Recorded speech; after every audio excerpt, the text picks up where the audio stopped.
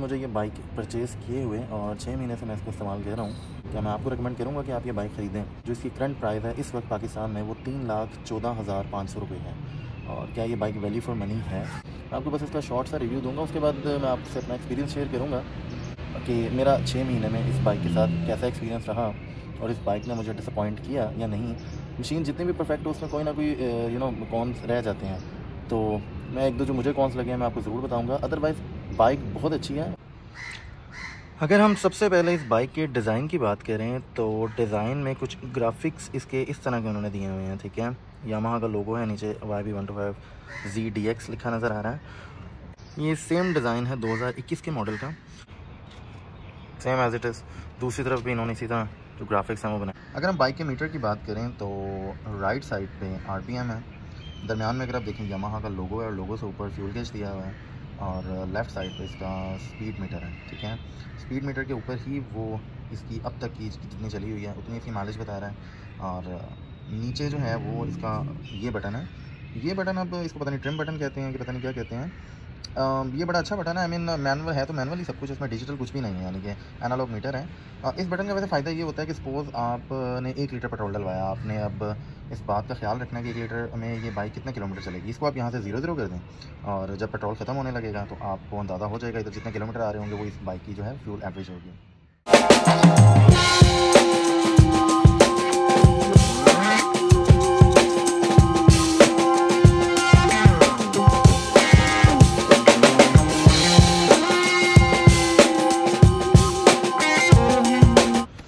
ये इसकी जो फ्रंट लाइट है उसका बटन है, और यहाँ से ये ऑफ़ हो जाता है, यहाँ से ये डिम होती है और यहाँ से ये फुल हो जाती है। और इसमें एक जो बात मुझे बड़ी अच्छी लगी है कि आपकी बाइक अगर स्टार्ट ना भी हो, यानी इंजन उसका स्टार्ट ना भी हो, तो जस्ट आप इधर से बाइक को ऑन करके भी अपनी जो लाइट है वो जला सकते हैं। अभी जो लाइट है वो डिम है और अभी जो ये लाइट है ये यानी कि इस वक्त फुल हो चुकी है। चूँकि इस वक्त मैं डे लाइट में ये वीडियो बना रहा हूँ इसलिए आपको इसकी ब्राइटनेस का सही तरह अंदाज़ा तो नहीं हो पाएगा, क्योंकि इसकी लाइट बहुत ज़्यादा ब्राइट है। इसमें हैलोजन बल्ब है और ये बहुत अच्छा व्यू देती है आपको। जब आप रात में ड्राइव करते हैं तो ये आपको बहुत अच्छा व्यू देती हैं। और एक और बात, इस लाइट के ज़्यादा या हल्का होने का रेस से कोई ताल्लुक़ नहीं है। यानी ये इसमें एक चीज़ है कि रेस जितनी मर्ज़ी हो, इवन आपने रेस बिल्कुल भी ना दी हो, ये लाइट एक ही तरह से आपको ब्राइटनेस देगी और इसकी लाइट अच्छी खासी ब्राइट है। इसकी जो बैक लाइट है ये रात को तो ऑटोमेटिकली ऑन हो ही जाती है जब यानी कि आप मीटर चलाते हैं। अदरवाइज़ जो फ्रंट ब्रेक है उसको दबाने से ये ज़्यादा हाईलाइट होती है।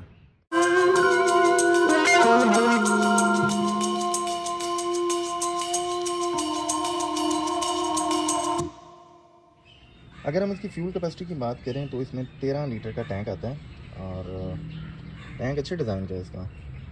इसके टैंक में मुझे जो अच्छी बात लगी है वो ये भी है कि आप अगर कीज़ से इसका यानी कि टैंक खोलते हैं तो जस्ट आपने इसमें जो कीज़ है उसको इंसर्ट करना है, इस तरह करेंगे टैंक खुद ब खुद बाहर आ जाएगा, ठीक है। और उसके बाद जो इसका यानी कि ये एरो आप देख रहे हैं, एरो को आपने ऊपर रखना है, उसको कोई घुमाना नहीं है, सिर्फ ऐसे इसको पुश कर देना और टैंक बंद हो जाएगा। ये इसका बैक टायर है और सर्विस का इसमें टायर आता है बाय डिफ़ॉल्ट, और अलॉय रिम जो है वो भी इसमें बाय डिफ़ॉल्ट ही आता है। बाइक लेने से पहले मैंने बहुत इसके बारे में इसके टायर्स की क्वालिटी जो है वो कुछ ज़्यादा ख़ास अच्छी नहीं है, लेकिन आप बिलीव करें कि जो इसका पहला प्रो है, जो पहली इसकी खूबी मुझे सबसे अच्छी लगी है, टायर्स इसके बहुत आला हैं और मेरा एक्सपीरियंस कम से कम इनके साथ बहुत अच्छा रहा है। 6 महीने हो गए हैं मुझे ये बाइक लिए हुए, ठीक है। अभी तक इसका कोई भी टायर पंक्चर नहीं हुआ। इसके फ्रंट टायर में डिस्क ब्रेक है, फ्रंट पे आपको डिस्क ब्रेक मिलती है और रियर साइड पे आपको ड्रम ब्रेक मिलती है। अब डेफिनेटली जो डिस्क ब्रेक है उसकी क्वालिटी जो है वो ज़्यादा अच्छी है, बल्कि बहुत अच्छी है, और लेकिन ड्रम ब्रेक की भी इसकी क्वालिटी बुरी नहीं है। 125 cc इसका इंजन है। इंजन देखने में भी काफ़ी खूबसूरत है और जब आप चलाते हैं तो आपको अंदाज़ा होता है कि इंजन अच्छा खासा पावरफुल। अगर इंजन ऑयल की बात कर लें तो इसमें 1 लीटर ऑयल डलता है इसके इंजन में, और मैंने जब से बाइक परचेज़ किया मैं यामाहा का ही ऑयल इस्तेमाल कर रहा हूँ, ये बहुत अच्छा ऑयल है। 3,14,500 जो इस बाइक की अभी करंट प्राइस है, अगर इसको US डॉलर में कन्वर्ट किया जाए तो जो प्राइस सामने आएगी उसके अकॉर्डिंगली जो इस बाइक की राइड है, जो इसके फ़ीचर्स हैं, उसके अकॉर्डिंगली कहीं ना कहीं ये बाइक अपने प्राइस को जस्टिफाई करती है। मुझे भी इस बाइक से कुछ ना कुछ गिले हैं, जो कि मैं चाहता था कि इतनी ज़्यादा रकम खर्च करने के बाद एटलीस्ट वो चीज़ें तो मिलनी चाहिए थी। बट लिटरली जब आप इस बाइक को चलाते हैं तो आपको कहीं से भी एहसास नहीं होता है कि मेरे पैसे ज़ाया गए हैं या मुझे एक राइड का कंफर्ट नहीं मिल रहा, ऐसा कुछ नहीं। हमें ये भी देखना होगा कि इस बाइक के जो टोटल पार्ट्स हैं वो पाकिस्तान में नहीं बनते। इस बाइक का असेंबलिंग प्लांट तो बिल्कुल पाकिस्तान में यामाहा ने लगाया हुआ है, बट इसका इंजन जो है वो इंपोर्ट होता है। इसके काफ़ी पार्ट्स जो हैं वो अब भी इंपोर्ट हो रहे हैं। काफ़ी पार्ट्स यहाँ बन रहे हैं, लेकिन काफ़ी पार्ट्स इंपोर्ट हो रहे हैं। और जब बात इंपोर्ट की आती है तो फिर डॉलर प्राइस भी वेरी करती है। और डॉलर इस टाइम आपको पता है 230-40 के अराउंड अबाउट है। बाय द वे, अगर आप ये यामाहा YBZ DX नई बाइक परचेज़ करते हैं तो यामाहा इसकी 3 साल की इंजन वारंटी दे रहा है और इसकी 5 इनिशियल ट्यूनिंग्स जो हैं वो फ्री हैं। यामाहा के जो सर्विस सेंटर है वहाँ से आप करवा सकते हैं। और अभी तक मैंने 6 महीने में इसकी 4 ट्यूनिंग्स करवाई हैं और 4 ट्यूनिंग्स में सिर्फ एक बार मुझे इसका एयर फ़िल्टर चेंज करवाना पड़ा है। उसकी प्राइस इस वक्त तकरीबन कोई 550 रुपीज़ है। इसके अलावा मैंने जब से ये बाइक ली है अब तक सिवाय ऑयल चेंज के मेरा कोई भी ख़र्चा नहीं हुआ इस बाइक पे। कोई पार्ट्स के हवाले से ख़र्चा नहीं हुआ, ना इसका कोई पार्ट टूटा है, ना किसी पार्ट ने मुझे तंग किया है। सिर्फ मैंने ऑयल चेंज पे पैसे खर्च किए, अदरवाइज़ मैंने अभी तक बाइक की मेंटेनेंस के हवाले से कोई पैसे खर्च नहीं किए। अगर इस बाइक की फ्यूल इकॉनमी की बात की जाए तो ये एक बहुत बड़ा प्लस पॉइंट है इस बाइक का। देखिए, मुझे जो ये एवरेज दे रही है, मैं कोई इतना रफ़ भी नहीं चलाता और मैं कोई इतनी क्लीन बाइक भी नहीं चलाता। एक नॉर्मल बाइक राइड करता हूँ मैं। ये बाइक यानी कि प्लेन रोड पे भी चली है, बहुत ज़बरदस्त रोड पे भी चली है। ये बाइक गलियों में भी चलती है जो टूटी होती हैं। ये बाइक अजीबोगरीब खड्डों में भी बजी है। ये बाइक स्पीड ब्रेकर्स पे भी गुजरी है। ओवरऑल जो मुझे इसकी फ्यूल इकॉनमी जो मैंने कैलकुलेट की है वो ये मुझे राउंड अबाउट 45 टू 1 लीटर में 45 टू 50 किलोमीटर तक दे देती है, which is excellent, not even good, which is excellent according to me. अच्छा, फ्यूल इकॉनमी या फ्यूल के हवाले से ही इसका एक कॉन भी है। इसका एक जहाँ काफ़ी प्लस पॉइंट्स है वहाँ पे एक बैड पॉइंट भी है, वो मैं आपको बताता हूँ। तो जनाब, ये है इसका, मेरे नज़दीक इसका कौन है और इसका ये एक अच्छा पॉइंट नहीं है जिस पर यामाहा को सोचना चाहिए। बेसिकली आप जानते हैं कि ये क्या है। ये है जहाँ से हम जो इसकी फ्यूल एवरेज है वो तो आउटस्टैंडिंग है, मैंने आपको बता दिया। अब ये जो मैनुअल चीज़ दी हुई है, मुझे नहीं पता इस पूरे सेट को क्या कहते हैं। इसमें अच्छी चीज़ है, उन्होंने फ़िल्टर लगाया हुआ है। जो पेट्रोल है वो वैसे तो आप कोशिश करें किसी अच्छे पेट्रोल पंप से डलवाएं, किसी अच्छी कंपनी से। अदरवाइज़ इसमें खुद भी जो पेट्रोल है वो फ़िल्टर होता रहता है, तो ये आपके इंजन के लिए भी बहुत बेहतर है और इससे आपको डेफिनेटली फ्यूल इकॉनमी भी अच्छी मिलती है। अब जो इसका बैड पॉइंट है वो ये है कि ये देखें, आप कोई चाइना की बाइक ले लें, उसमें भी इवन अब देखें, यहाँ से आप अपने पेट्रोल को जो है वो कंट्रोल कर सकते हैं। मतलब यहाँ से ये पेट्रोल ऑन हो जाता है। अब आप इस तरह करेंगे, पेट्रोल इंजन में आ रहा है ऊपर से, ठीक है, और इस पाइप को आप निकाल देंगे तो पेट्रोल इसका बाहर गिरने लग जाएगा। यहाँ से ये पेट्रोल ऑफ हो जाता है, यहाँ से इसका रिज़र्व लगता है। इसका रिज़र्व तकरीबन 1-1.25 लीटर पे है। अब कहने की बात ये है कि जनाब ये सब कुछ मैनुअल है, ठीक है। अब फ़र्ज़ करें मैं तो अपनी बाइक लॉक करके कहीं पे चला गया, पीछे से कोई शख्स आए, पाइप को उतारे और इसका सारा पेट्रोल निकाल ले, ठीक है।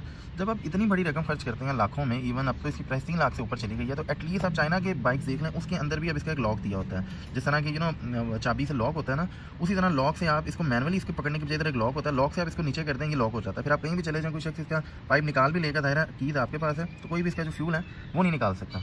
लेकिन मैं हैरान हूँ कि इतनी ज़्यादा यानी कि इतनी बड़ी कंपनी है और इंटरनेशनली इतनी रिकग्नाइज कंपनी है यामाहा, लेकिन उसने इतनी छोटी सी चीज़, यानी कि मैं ये भी नहीं कह रहा वो ये इंजन लगा देंगे, डिजिटल मीटर लगा देंगे, तो बिल्कुल एक नॉर्मल छोटी सी चीज़ है, लेकिन उन्होंने वो भी नहीं लगाई हुई। और ये आफ्टर मार्केट लगवाया जा सकता है, लेकिन आपको पता हुआ है कि जो चीज़ फैक्ट्री फिटेड होती है उसका एक अपना म्यार होता है, और आफ्टर मार्केट आप लगाएंगे भी तो मेरा नहीं ख्याल वो इतनी कोई रिलायबल चीज़ होगी। तो ये यामाहा को ज़रूर गौर करना चाहिए कि इतनी महंगी चीज़ पर कम से कम हम एटलीस्ट एक लॉक वाला फ्यूल तो लगा देंगे, यानी कि फ्यूल को बंदा लॉक तो कर सके कम से कम। मेरे मुताबिक इसका दूसरा कौन इसका फ्यूल गेज है। अब मैं ये भी नहीं कह रहा कि इसका फ्यूल गेज बिल्कुल ही ख़राब है, ऐसा नहीं है। इसका फ्यूल गेज ठीक है, लेकिन एक्यूरेट नहीं है, 19-20 आप कह सकते हैं, ठीक है। उसकी वजह ये है कि अब देखें, इस वक्त मेरा जो फ्यूल टैंक है वो फुल है। अब मैं इसको चलाता रहूँगा तो मुझे पता भी नहीं लगेगा, ये सुई एकदम से दरमियान में आ जाएगी। मैं हैरान हो जाऊँगा, यार अभी तो मैंने डलवाया था फ्यूल, एकदम दरमियान में कैसे आ गई। उसके बाद जब मैं थोड़ी देर चलाऊँगा, 1-2 किलोमीटर के बाद ये वापस अपनी असल जगह पे आ जाएगी। यानी जब ये बाइक कभी किसी ब्रिज पे चलती है तो इसकी सुई थोड़ी सी 19-20 इधर उधर हो जाती है, फिर जब प्लेन रोड पे आती है फिर ठीक हो जाती है। यानी मैं ये नहीं कह रहा कि ये बहुत ज़्यादा ख़राबी करता है, ऐसा नहीं है, ये ठीक काम करता है, लेकिन 19-20 है। आप 100% इसको एक्यूरेट नहीं कह सकते। अब आप इसको अगर लेके वारंटी सेंटर में चले जाते हैं क्लेम करवाने, तो वो कहेंगे ये आपकी बाइक का मसला नहीं है, ये हर बाइक में इसी तरह काम करता है, 19-20 ही काम करता है, ये फुल एक्यूरेट नहीं बताता। तो डेफिनेटली ये कंपनी के एंड से कंपनी को सोचना चाहिए कि कम से कम इनको एक एक्यूरेट किस्म का फ्यूल गेज तो लगाना चाहिए। मेरे मुताबिक तो 6 महीने में मुझे इस बाइक के ये 2 कौन ही समझ आए हैं, ठीक है। एक, इसका जो फ्यूल गेज है वो 100% एक्यूरेट नहीं है, लेकिन वो बिल्कुल ख़राब भी नहीं है, यानी आप कह सकते हैं 90% परफॉर्मेंस देता है, ठीक है। 10% का उसमें आप क्या मार्जिन दे सकते हैं उनको। और जो दूसरा इसका जो फ्यूल है वो आपको मैनुअली ऊपर नीचे करना पड़ता है, रिजर्व लगाना पड़ता है। कम से कम उस पर एक लॉक होना चाहिए था ताकि जो बाइक की है वही उसको लॉक भी कर देती। इसके अलावा बिलीव मी 6 महीने में मुझे इस बाइक ने ना तो तंग किया है, ना मेरे इस पर कोई पैसे खर्च हुए हैं इतने मेंटेनेंस पे। मैंने आपको बताया कि मैंने सिर्फ एक एयर फ़िल्टर चेंज करवाया, अदरवाइज़ ये बाइक आउटस्टैंडिंग है, इसकी राइड आउटस्टैंडिंग है। आप इस पे लॉन्ग रूट पे सफ़र कर लें। मेरी जो जॉब है, मैं जो ऑफिस जाता हूँ वो तकरीबन मेरे घर से 18 किलोमीटर का फासला, 18 किलोमीटर आना जाना ये अच्छा खासा थका देता है। इससे पहले मेरे पास रोड प्रिंस थी और रोड प्रिंस पे 18 किलोमीटर का सफ़र मुझे ऐसे लगता था कि पता नहीं मैं कोई 118 किलोमीटर का सफ़र तय कर रहा हूँ, जो ख़त्म ही नहीं होता था। और जब ख़त्म यानी कि 18 किलोमीटर का सफ़र तय होता था तो जिस समय दर्द भी शुरू हो जाती थी, थकावट भी होती थी और राइड का कोई प्लेयर नहीं था। यामाहा YBZ 125 DX पे ऐसा कुछ भी नहीं है। आप इस पर आराम से रूट जो है वो ले सकते हैं। मैं ये नहीं कह रहा कि आप इस पर यहाँ से लाहौर से इस्लामाबाद निकल जाएँ, आप बिल्कुल नहीं थकेंगे, डेफिनेटली थकेंगे।